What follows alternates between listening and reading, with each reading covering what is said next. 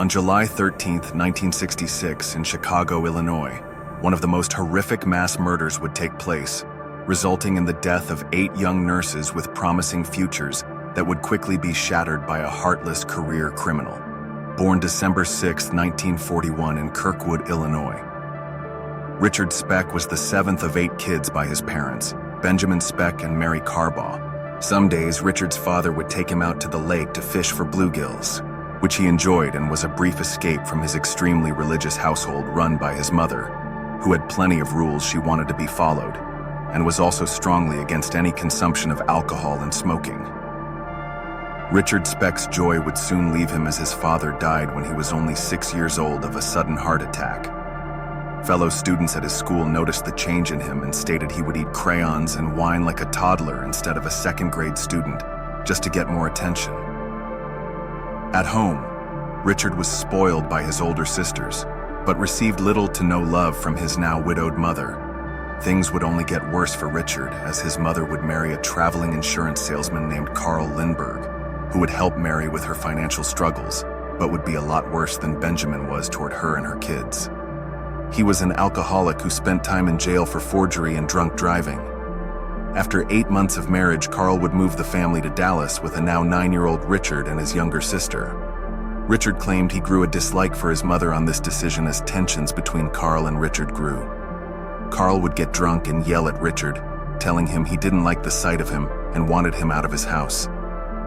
Richard often would retaliate by going into Carl's liquor cabinet, taking a few bottles, getting drunk, and disappearing for a few days. By the time Richard was 15, he was getting drunk on an almost daily basis. He eventually dropped out of school and began hanging with a rough group of older teens who introduced him to marijuana, pills, and petty thefts. He began carrying around a small pocket knife and learned how to break into people's homes via their windows. He also began to experiment with sex, mostly from one-night stands he had with the older girls in his crowd and prostitutes he came across. He grew contemptuous of women he deemed easy or promiscuous. By the time Richard was 20, he was known as a petty criminal, being arrested for indecent exposure, drunk and disorderly conduct, and shoplifting, with a tattoo on his forearm that read, "Born to Raise Hell." Many who knew Richard personally claimed this was who Richard wanted to be, a tough guy, but in reality, he was not, only a good thief and liar. Richard would often land in jail, and to his surprise, his mother Mary would always pay his way out. This unconditional love Mary appeared to still have for her son, although at times he felt she didn't, allowed him to get rid of any resentment he had for her. In October of 1961, a 19-year-old Richard met his future wife, 16-year-old Shirley Malone, at the Texas State Fair, and after only 3 weeks of dating, she was pregnant, and they quickly married. He got a job driving trucks for the 7-Up bottling company, and though the income was supposed to support both Richard and Shirley, he would take his money and blow it on prostitutes and liquor. Richard was always cheating on Shirley and didn't try to hide it, but he demanded unconditional love and loyalty from her. When he felt Shirley had cheated on him, he wanted to punish her. He would drive women to his apartment and kiss and fondle them in front of his pregnant wife while laughing at her before speeding off. He refused to pay any of Shirley's medical bills, and when she gave birth to their daughter in July of 1962, he was not present due to him once again being in prison for disturbing the peace. He would then serve a short stint in state prison for forgery, and once he was released, he would become more violent toward his wife. He demanded sex from her 4 to 5 times a day, and if she refused, he would beat and choke her. Richard was consumed with being a criminal and bragged that someday he would make the news and was determined to make that a reality.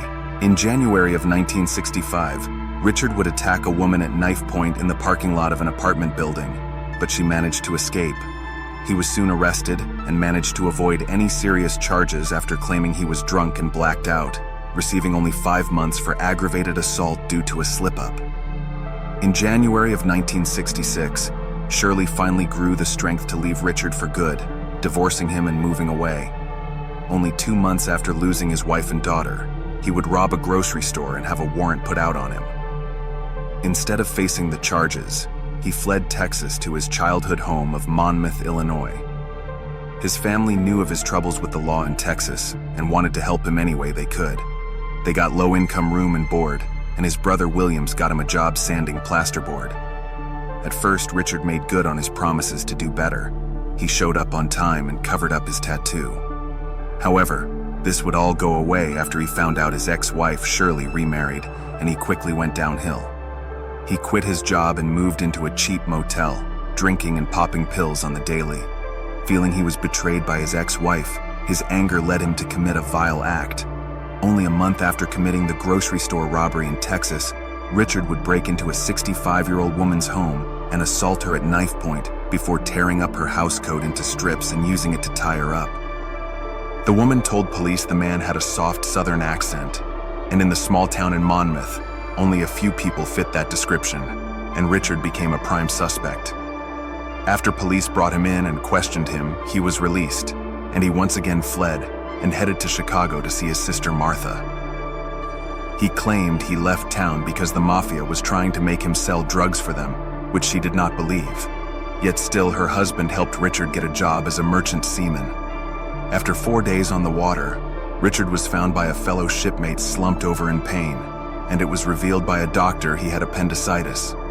Knowing he could die from the inflammation if not treated, he was sent to a hospital in Michigan and had his appendix removed before spending 2 additional weeks in the hospital recovering. After facing death, Richard returned to the ship and still continued to drink and smoke while also taking pills. His behavior was very erratic, whether it be him falling off of the ship or exposing himself to other crew members. The last straw for Richard would be when he pulled a knife on a superior. On June 14th, he was fired from the ship and went to visit Judy Lacanini, a nurse he met while recovering in the Michigan hospital. Judy would later state that Richard was a perfect gentleman, showering her with gifts and expensive dinners, and after only 2 weeks they parted on good terms.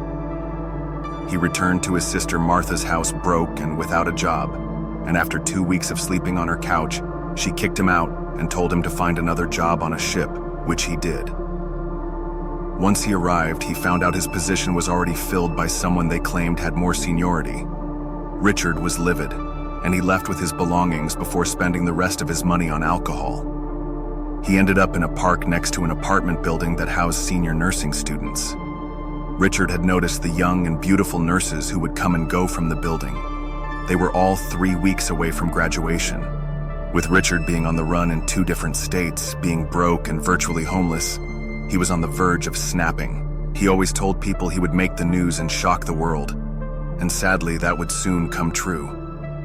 On July 13th, Richard begged his sister Martha for money as he was flat broke, and she agreed to meet up with him and gave him $25.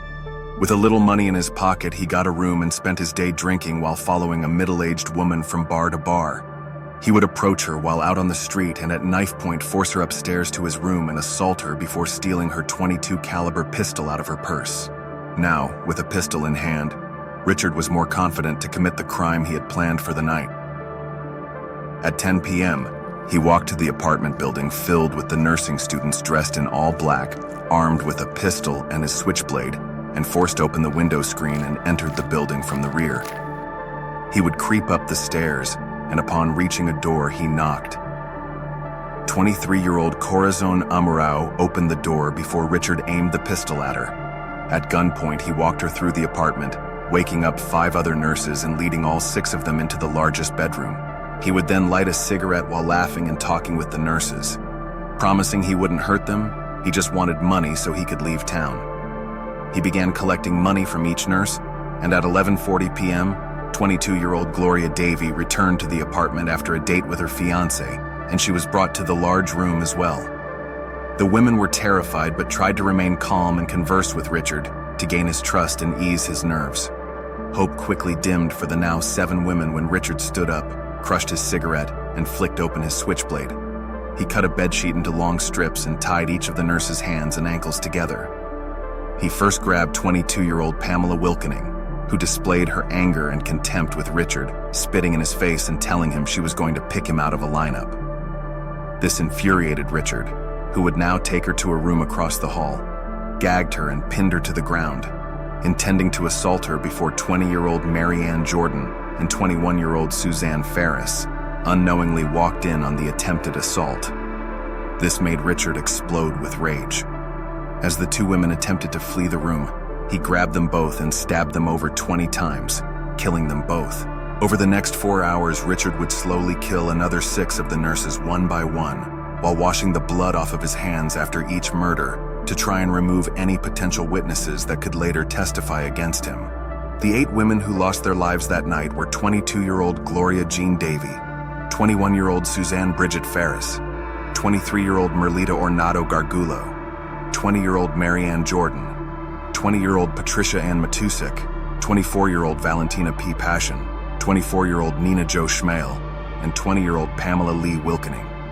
He was later asked why he chose to stab each woman to death and not just shoot them, to which he responded that knives were quieter and he was in no shape to run. Why you use a gun? Why you use before you use a knife? Guns make too much noise. He's in no shape to run.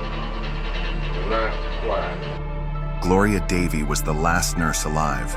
Richard claimed Gloria was flirting with him when they were all in the main room tied up and ended up pulling his gun out, putting it under her jaw, and demanding she get naked while calling her vile names. He would take her downstairs, assault and sodomize her before strangling her to death. Afterwards, he checked the apartment for any valuable items he could sell and to see if there were any survivors left. He eventually left and stopped over the Calumet River to toss his bloodied switchblade in it. He would then go to the Shipyard Inn, where he rented a room and fell asleep. By morning, the slaughter of the 8 young nurses was front-page news. This mass murder shocked the entire city as dozens of people gathered outside as police brought each woman out on a stretcher. That morning, Richard was back in the bar drinking as if nothing had just occurred the previous night. He assumed he committed the perfect mass murder and got away with it, and may very well have except for one fatal mistake on his end. He left a witness, Corazon Amurao, the nurse who initially opened the door to Richard, managed to survive the ordeal by hiding under a bed and waiting out the attacks. Upon hearing there was a surviving witness, he attempted to change his identity and once again tried to flee Chicago. He went about a mile west from Chicago's business district to Skid Row and rented a 90-cent-a-day room. He rarely left his room as he knew police would be watching and monitoring every transport exit. Evidence quickly began mounting against Richard after 33 fingerprints were lifted from the crime scene, and Corazon Amurao was able to positively identify Richard Speck as the man who committed the horrific murders. With the help of Dallas police, they were able to match the fingerprints at the crime scene to Richard as well. Chicago Police Chief O.W. Wilson made a public announcement that Richard Speck was the man responsible for the mass murder, and a manhunt was launched. His face was plastered all over the TV stations and newspapers. His capture was seemingly inevitable. However, Richard had other plans. 3 days after the murders, Richard realized escaping the city was impossible, and he figured his only way out was by suicide. He smashed a glass bottle and used the jagged edges to cut open the veins in his arms. Believing he would die from these injuries, he laid back and passed out, only to be discovered by a handyman who contacted police. When they arrived, they didn't initially recognize Richard until he was rushed to the Cook County Hospital, and under the dried blood on his arm revealed the infamous tattoo, "Born to Raise Hell." The doctor who saw this tattoo immediately called the police. Within hours of news that Richard was located at the Cook County Hospital, hundreds of reporters gathered at the hospital to get a glimpse of the killer. He was asked about the murders, to which he claimed he didn't remember. He only remembered drinking at the bar, and someone gave him an injection of speed, and after that, he remembered nothing. He was sent to prison awaiting trial, and in his free time, he would draw pictures that eventually covered his entire jail cell. On April 3rd, his trial began. Prosecutors would call Corazon Amurao to the stand to identify Richard. She would get up from the witness stand, walk right in front of Richard, and point her finger directly at him, stating, "This is the man." The jury would find Richard Speck guilty and sentenced him to death. He claimed he was prepared to pay for his crimes with his life, but wasn't prepared to deal with serving his time while waiting on death row in one of the hardest prisons in Illinois. Being convicted of assaulting and murdering a woman, Richard was a target in prison, especially in the death row unit.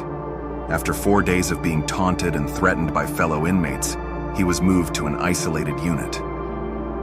His death sentence was eventually overturned, and his new sentence was 400 to 1,200 years in prison. One day before his 50th birthday, on December 5th, 1991, he died of a sudden heart attack, just as his father did when he was just a young boy. After his death, no one, not even his family, wanted his body, so he was cremated and his remains were disposed of.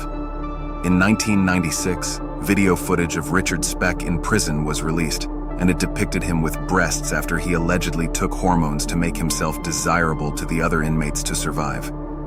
He openly confessed to having sex with men in prison, and it's believed he was being prostituted out to other inmates while incarcerated. A shocking change from the man who was a career criminal and mass murderer. Do you like being by men? Absolutely. Have you always liked being by men? Sure. You feel like killing those ladies.